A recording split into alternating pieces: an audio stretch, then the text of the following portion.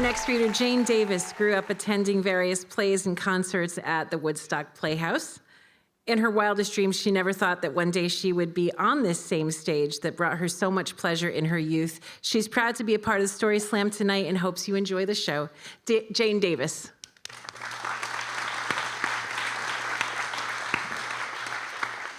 Oh my God, this is fucking surreal. Holy shit. Okay. I'm taking in this moment. All right.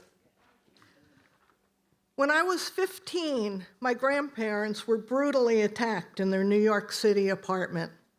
The intruder was never caught. It was my first experience with violence. I kept wondering how one human being could do this to another, which foreshadowed my professional social work career. I've always been fascinated by human behavior.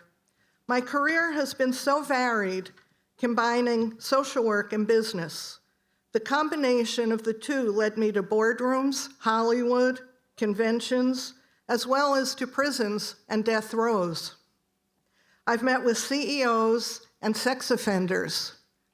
Often the lines blurred. It's the work with the inmates that's taught me the most about humanity. Working with men who have raped and murdered was a challenge. The challenge, though, wasn't with those I worked with inside the walls, but with friends and family outside the walls who, for the most part, could never understand the humanity I found in the men I worked with. I know. Sometimes even I ask myself, Jane, what's wrong with you? But the answer always comes back, everything's right with you. I not only was employed as a mental health professional in the penitentiary of New Mexico, but also led groups of volunteers, including musicians, artists, and businessmen, through a nonprofit I founded after witnessing my first execution as media 30 years ago. It was electric chair. For some reason, Chris's eyes stayed glued to mine from the moment they walked him from the holding cell to the chamber where his deathbed awaited him.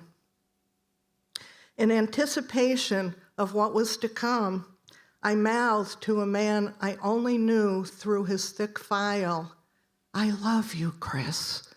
Go in peace. It was when they lowered the flap over his eyes and ran 2,300 volts of electricity through his writhing body that my life changed forever. He was me. I was him. In that moment, I knew him simply as one human being to another. We were one. I glanced fervently around the room, hoping to catch the eye of someone who was as horrified as I was. Hands rested on the vomit bags placed next to each witness. We just witnessed a homicide, which is the cause of death listed after every execution. The curtain was drawn on the large glass window that separated him from the chamber. Chris was pronounced dead.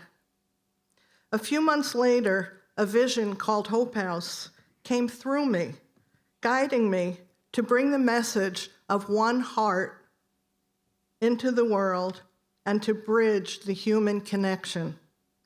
As I began a journey of traveling to prisons and death rows, I knew I had to do good. I had to show up for those behind bars and learn from them, meeting their light side. I also had to learn from the CEOs and others out here who were willing to share their dark. That is how I have come to know the humans all around me. That was Jane Davis.